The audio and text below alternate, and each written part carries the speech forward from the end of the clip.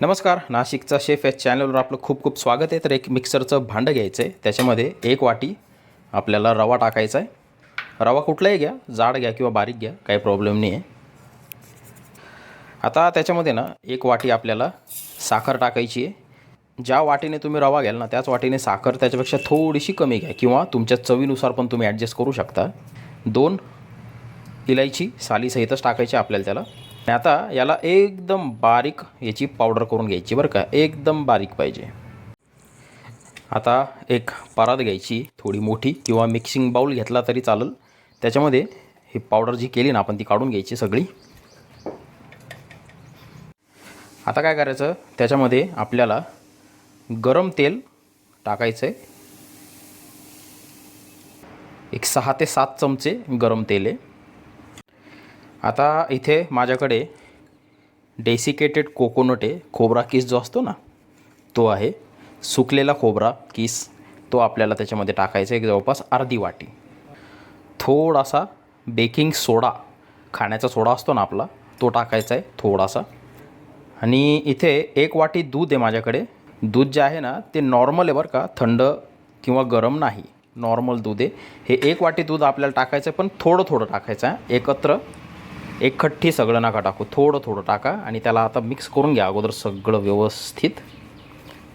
तर सुरुवातीला एक खूप पातळ वाटत असेल तुम्हाला, पण टेन्शन घेऊ नका, त्याला बरोबर आपण बाइंड करू व्यवस्थित. आता उरलेलं दूध पण टाकून देऊ त्याच्यामध्ये. तर व्यवस्थित त्याला एकत्रित करून घेऊ. आता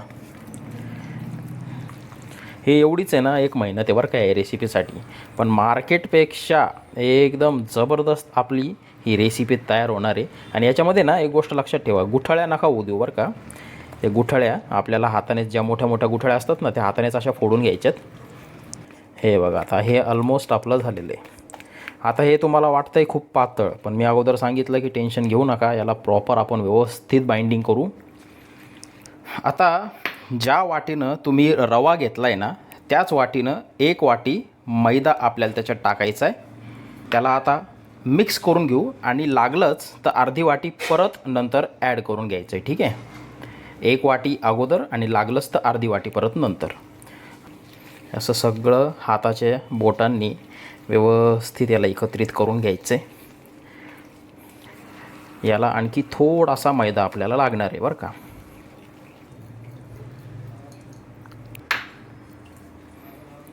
मिक्स करून घेऊ.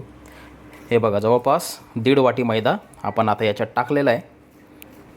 मैद्याच्या ऐवजी तुम्हाला जर गव्हाचं पीठ वापरायचं असेल ना तर तुम्ही ते वापरू शकता बरं का.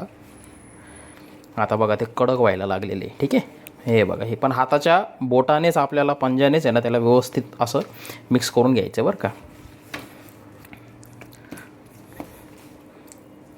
आता हाताचं हे असं चमच्याच्या साहाय्याने काढून घ्यायचं ते. आणि हे ना सगळं असं आपल्याला एकत्र करून घ्यायचं आहे बरं का. हे बघा, असं एका जागी ना सेट करून ठेवायचं आहे. तर हे बघा, आता असं सगळं एकत्र आणायचं आहे आणि याच्यावरती आपल्याला झाकण ठेवून काहीतरी झाकून ठेवायचं त्याच्यावरती. आणि अर्धा तास, कमीत कमी 30 मिनिटं आपल्याला याला रेस्ट करू द्यायचं आहे. ठीक आहे, तर बघा बरोबर 30 ते 35 मिनिटं झालेले आहेत. आणि याचं टेक्स्चर बघा, पहिले इतकं पातळ आणि चिकटसर होतं ना, आता अजिबात हाताला चिटकत नाही. आपल्याला हे टेक्स्चर पाहिजे बरं का. तुमच्याकडनं जर समजा चुकून साखर जास्त झाली किंवा दूध जास्त झालं असेल ना तर काय करायचं, अर्ध्या तासानंतर याच्यामध्ये परत थोडासा मैदा ॲड करून याला व्यवस्थित मिक्स करून घ्यायचं आहे आणि 15 मिनटं परत सेट होण्यासाठी ठेवायचं आहे. पण टेक्स्चर जो आहे ना तो आपल्याला हाच पाहिजे बरं का.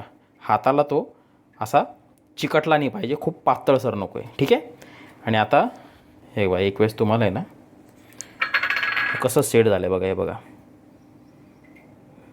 हे असं असं पाहिजे. आता काय करायचं, असा चमच्याच्या साहाय्याने असा गोळा बनवून घ्यायचा आणि त्याला गोलाकार किंवा तुम्हाला जो शेप हवा असेल ना तो शेप द्यायचा आहे. हे बघा, मी ना एक साधा असा गोलाकारच देतो आहे त्याला. प्लेटमध्ये असं काढून ठेवायचं आहे. आणि जर समजा तुम्हाला गोळे बनवताना किंवा असं काढताना काही प्रॉब्लेम येत असेल ना तर काय करायचं, हाताला थोडंसं तेल लावायचं, असं थोडंसं तेल लावायचं आणि मग तेलाच्या हाताने सुद्धा तुम्ही याला गोळे बनवून घेऊ शकता बरं का. त्याने काय होईल की तुमच्या हाताला चिकटणार नाही. हे बघा, तेल लावल्यानं ना एकदम सोपं होऊन जातं काम. हे बघा, एकदम परफेक्ट असा गोळा तयार होतो. ठीक आहे. तर बघा, अशा पद्धतीने त्याचे संपूर्ण आपल्याला छोटे छोटे गोळे तयार करायचे. आणि खूप आकाराला मोठे नका ठेवू बरं का. हे बघा, मोठे ठेवू नका. तर आता आपल्याला एक कढई घ्यायची आणि कढईमध्ये तेल टाकून घ्यायचं आणि त्याला गरम करून घ्यायचं बरं का. त्याला एक मीडियम टेम्परेचरवर गरम करून घ्यायचं आहे. खूप कडक गरम नका करू. हे बघा, आता तेल जे आहे आपलं हे मीडियम गरम झालेलं आहे. आता गॅस आपला एकदम बारीक करायचा आणि हे जे बॉल्स आहेत ना आपण केलेले त्याला एक फायनल आकार देऊ आणि मग हे असे हळूवार त्याच्यामध्ये आपल्याला फ्राय करायचे. ठीक आहे. गॅस आपला एकदम कमी पाहिजे आणि एका वेळेस ना खूप सारे टाकू नका. तर हे बघा, एका वेळेस खूप सारे टाकायचे. एक 8-9 फक्त आपल्याला एका वेळेस टाकायचे, जेणेकरून त्याला ना थोडीशी जागा पण पाहिजे फुलायला आणि फ्राय व्हायला. ठीक आहे. आणि कमी आचेवर यांना आपल्याला जसं आपण कचोरी किंवा समोसे फ्राय करतो ना, अतिशय कमी आचेवर एक 7 ते 8 मिनिटं किंवा 10 मिनिटं पण लागू शकतात याला. दोन्ही बाजूने छान असा सोनेरी रंग येऊ द्यायचा आहे. ठीक आहे. हे बघा, आता कसे सोनेरी रंग यायला लागला आहे त्यांना. आणि या चिरा पडतील त्यांना तर ते एकदम नॉर्मल आहे बरं का. त्याचं टेन्शन नका घेऊ. कम्प्लिटली नॉर्मल आहे ते. अशा अधूनमधून पलटून घ्यायच्यात. 5 ते 6 मिनिटं झालेले आहेत. एकदम बढिया. आणखी थोडासा गोल्डन रंग येऊ देऊ आणि मग याला आपण काढून घेऊ एका प्लेटमध्ये. हे बघा, बरोबर 8 ते 9 मिनिटं मला लागलेत. अतिशय कमी आचेवर मी यांना मस्त खस्ता होईपर्यंत फ्राय करून घेतलं आहे. दोन्ही बाजूने मस्त गोल्डन दिसत आहेत. बघा किती सुंदर दिसत आहेत. आता काय करायचं, याला काढून घ्यायचं आहे. टिश्यू पेपरमध्ये काढायचं म्हणजे एक्स्ट्राचं ऑइल त्याच्यातलं निघून जातं. आणि अशाच प्रकारे आपले सगळे हे बॉल्स जे आहेत ते फ्राय करून घ्यायचे. आणि याला लगेच नाही खायचं बरं का. हे खूप गरम आहे. यांना आपल्याला कम्प्लिटली थंड करून घ्यायचं आहे आणि त्याच्यानंतरच याचा आस्वाद घ्यायचा आहे.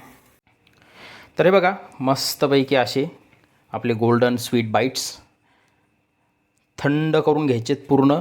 हे बघा, आणि किती क्रंची आहे. हे बघा, आवाज ऐकवतो तुम्हाला. क्रंची बाहेरून आतून एकदम सॉफ्ट. एक नंबर. याला चहासोबत याचा तुम्ही आस्वाद घ्या किंवा असं जरी खाल्लं ना तर इतके जबरदस्त लागत आहेत ना. हे खूप सुंदर रेसिपी, एकदम चविष्ट. नक्की ट्राय करा.